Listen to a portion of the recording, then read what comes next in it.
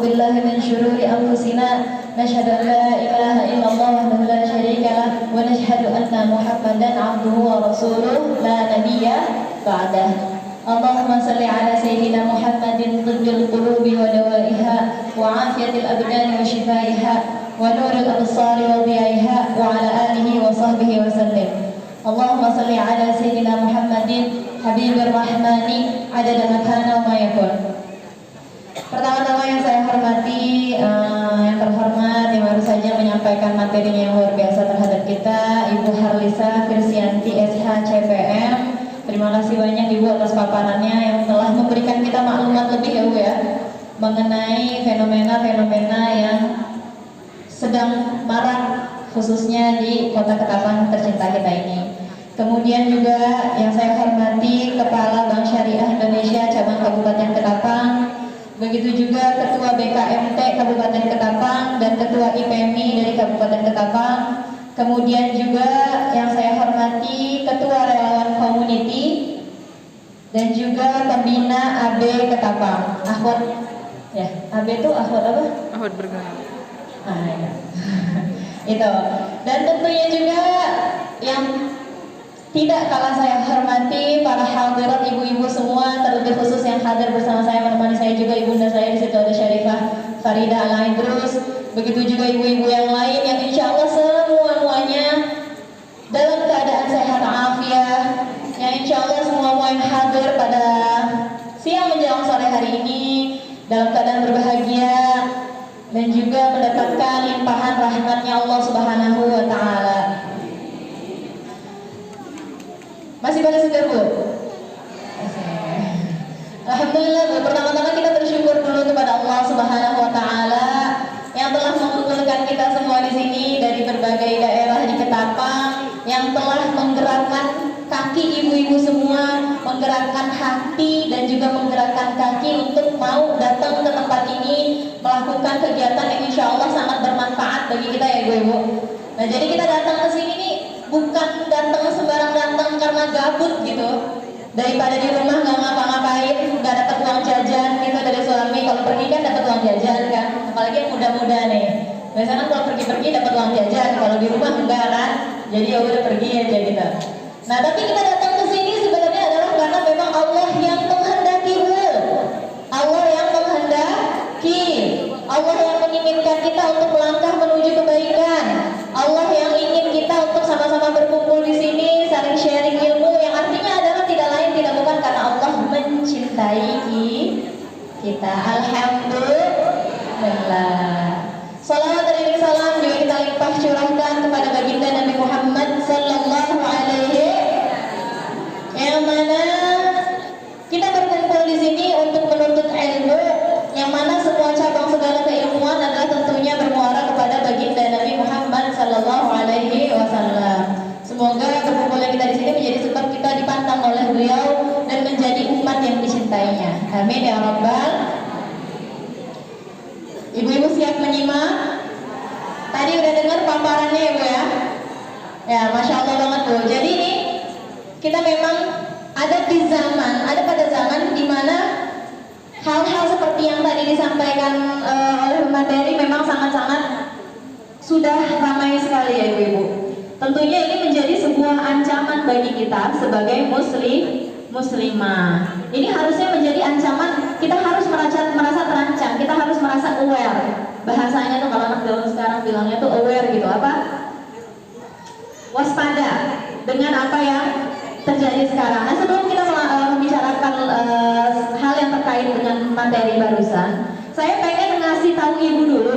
Mungkin di antara ibu-ibu di sini nih ada yang belum tahu, meskipun saya yakin sudah banyak juga yang lebih tahu tentang bagaimana sih wanita diperlakukan lintas zaman, dari zaman dulu sampai zaman sekarang, biar ibu-ibu tuh ngerti betapa spesialnya ibu-ibu semua, betapa beruntungnya adik-adik semua yang ada di sini dilahirkan sebagai seorang muslimah.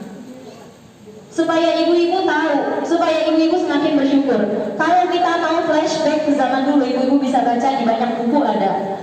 Bagaimana di zaman sebelum Islam datang itu Bu, perempuan, ya Bu, jangankan bisa hadir pengajian kayak gini, Bu.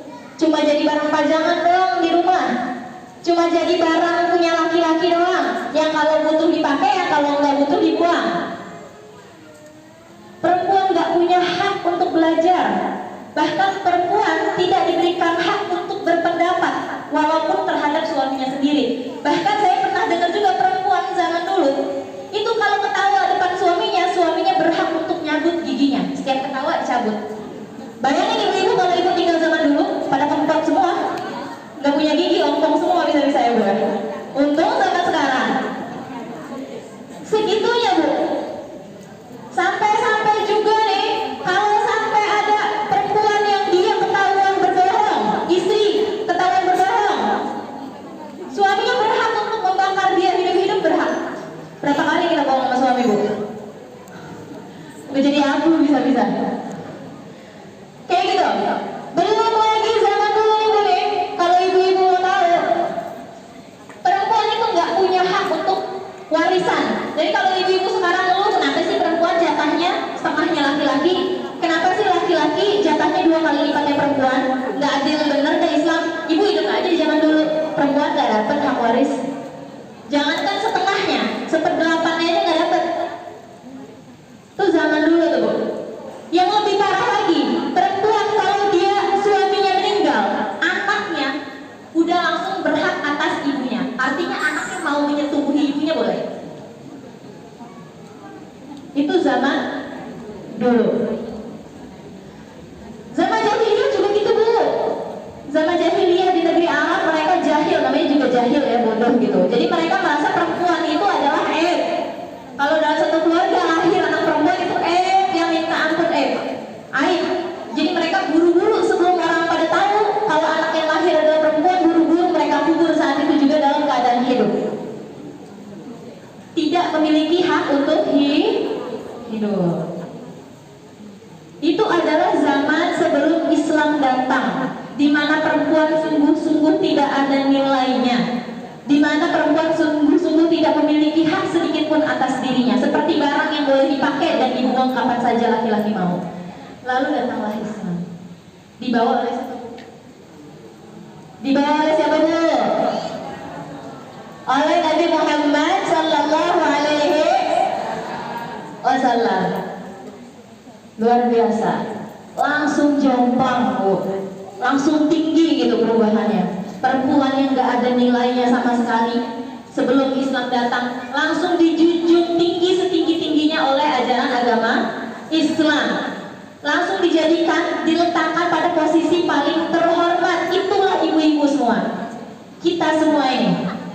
Ketika kita menjadi anak, sampai-sampai ada hadisnya, ibu-ibu mungkin pernah dengar Rasulullah SAW pernah menyampaikan yang kurang lebih maknanya adalah, Rasulullah bilang, kalau ada seorang lelaki dia punya 3 orang anak wanita, 3 orang anak perempuan, lalu diberi makan, lalu diberi minum, lalu diberi tempat tinggal, dirawat dengan baik, dididik dengan baik, dijaga dengan baik, maka itu akan menjadi jaminan surga baginya. Bahkan dalam riwayat lain dikatakan itu akan menjadi, anak perempuan ini akan menjadi sebab dia dibebaskan dari api neraka. Terus ditanya sama sahabat, Rasulullah kalau anaknya cuma 2 bagaimana?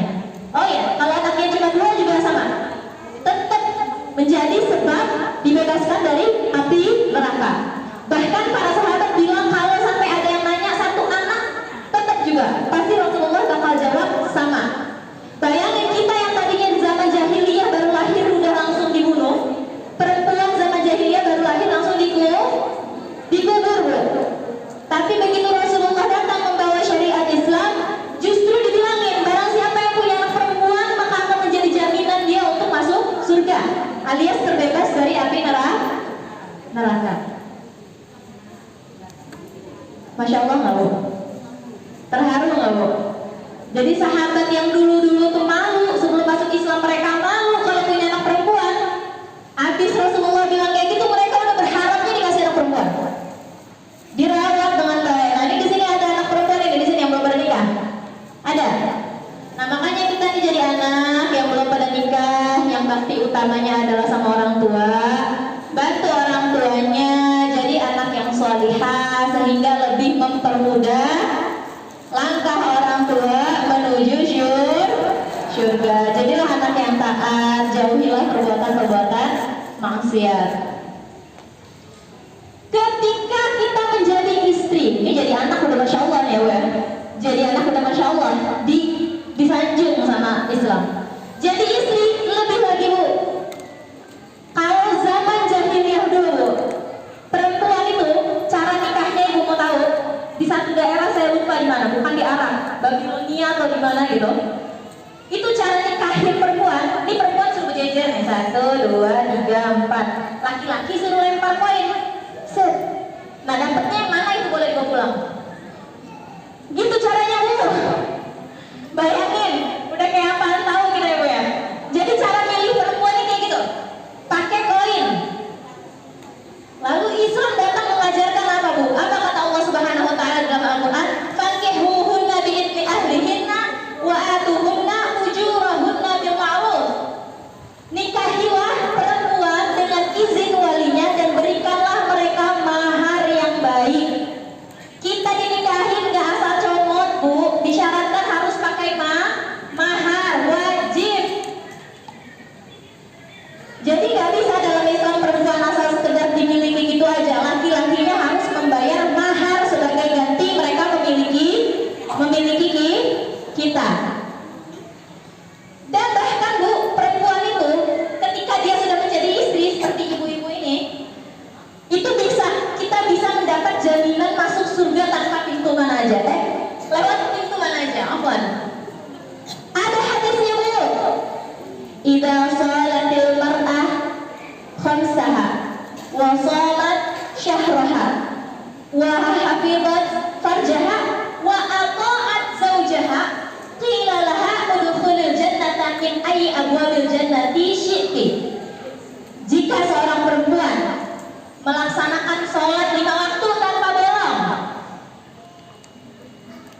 dan juga berpuasa di bulan Ramadan tidak ditinggalkan dengan sengaja, begitu juga menjaga kemaluannya, artinya menjaga dirinya dari perbuatan zina. Ini akan kita bahas belakangan yang terkait dengan tema. Dan yang terakhir, wa ta'at zawjaha, dan taat kepada suaminya, maka bisa dikatakan kepadanya masuk aja surga lewat pintu mana yang kamu mau, silahkan. Ibu bebas mau pilih pintu yang mana. Mau pintu ini boleh, ini boleh, ini boleh. Kalau yang lain masuk surga sesuai pintunya. Ini pintu orang yang ahli sedekah, ini pintu orang yang ahli sholat, ini pintu orang yang lain-lain. Tapi kalau ibu taat sama suami dan mengerjakan kewajiban-kewajiban lainnya, ibu mau masuk surga lewat pintu mana aja bisa. Gampang kan bu? Gampang nggak bu? Taat sama suami gampang ya bu? Bermanfaat bagi ibu-ibu semua. Kalau ada salah-salah kata, salah-salah ucapan, semoga dimaafkan. Dan yang terpenting semoga tidak keluar satupun dari kita di tempat ini, melainkan Allah jadikan kita hamba-hambanya yang lebih baik lagi. Allah jadikan kita wanita-wanita yang salihah, yang mudah pada jadi istri. Mudah-mudahan habis ini makin baik kelakuannya sama suami. Pulang-pulang dan yang cakep, sambut suami pakai make up yang harum, bikin suaminya senang. Yang udah jadi ibu, mudah-mudahan diberi taufik oleh Allah Subhanahu Wa Taala untuk menjadi ibu yang baik, berhasil mendidik anak-anaknya menjadi anak-anak yang bertakwa. Yang paling penting memang kita itu mengajarkan anak takut sama Allah. Dan juga mudah-mudahan anak-anak ibu semuanya menjadi anak-anak yang bertakwa, anak-anak yang selamat dari fitnah akhir zaman. Cukup sekian dari saya yang saya mau sampaikan, mudah-mudahan bermanfaat. Sekali lagi saya minta maaf, terima kasih atas perhatian dan kesempatan dari segenap panitia. Assalamualaikum warahmatullahi wabarakatuh.